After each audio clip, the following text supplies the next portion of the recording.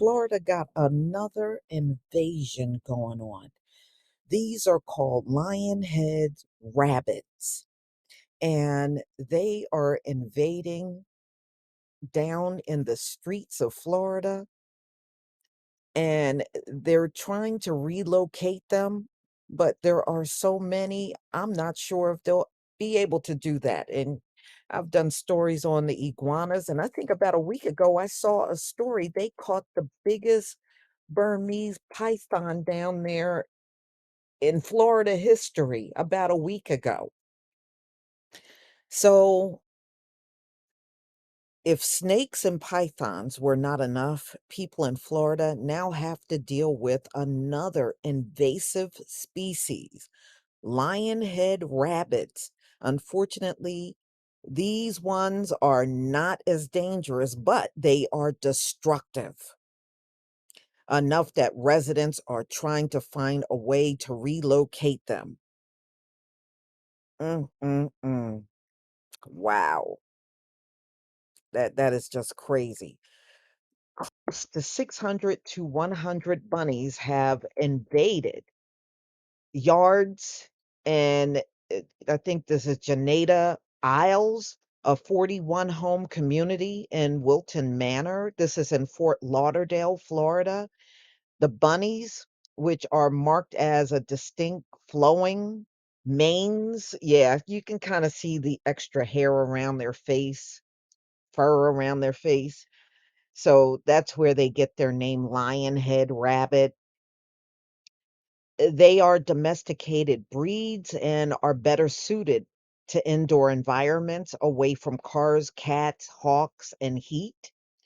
They multiply fairly quickly. Yes, I know that one thing about bunnies. Now, I used to live in a place called Atco, New Jersey, and it was a lot there. It was not unusual for you to step out your door at night and it would be about 7, 8 of them scattering around on your lawn. Yeah, I mean, they can get out of control. So they said the females, they can birth a litter of 2 to 6 offspring every month. That is insane.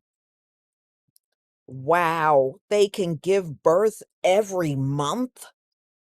Woo! Starting when they're around 3 months old, so they can start giving birth at 3. Wow. A resident is working on rehoming the lion heads. They really need to be rescued. They tried to get the city to do it, but they're dragging their feet. This is according to one of the residents there. They think that if they do that, then they'll have to get rid of the iguanas and everything else people don't want around.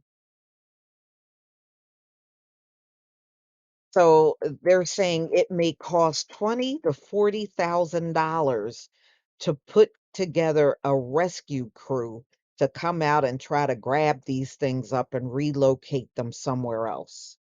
Wow. They have a complicated digestive system. They have to eat a special diet. You can't just throw any table scraps at them. And they said people have these as exotic pets.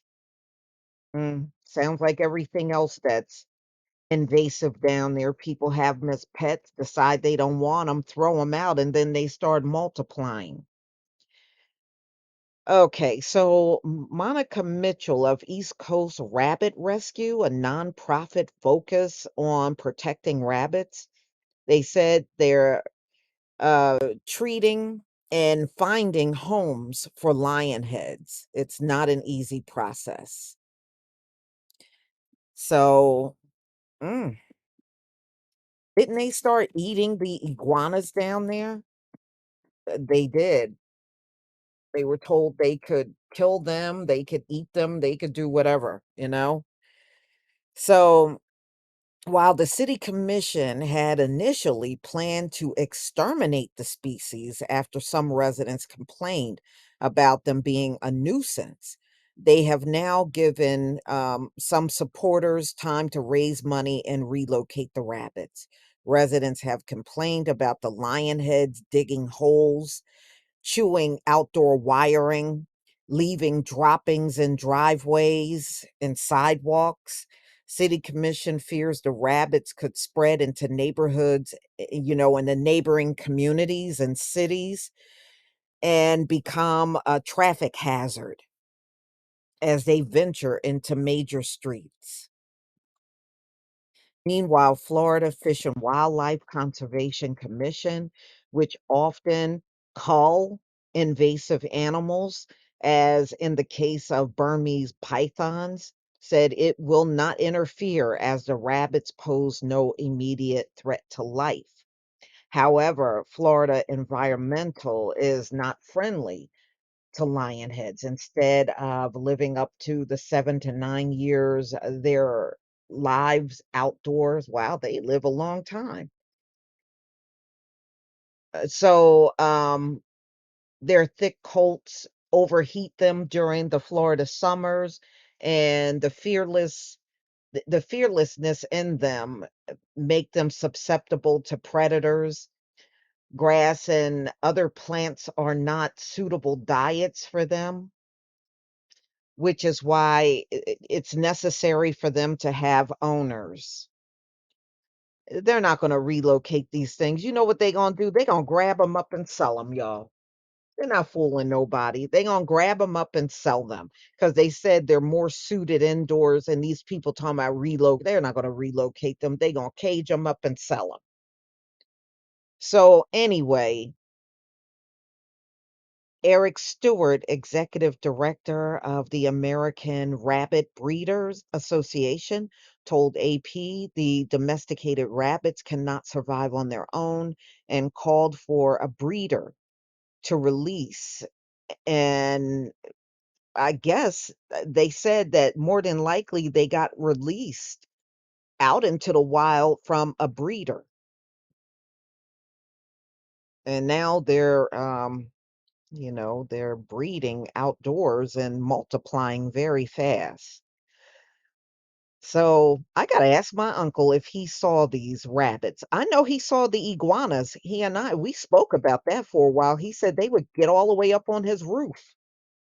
But he said they would be in his backyard all the time. He said sometimes it'd be two and three of them in his backyard. Is not unusual.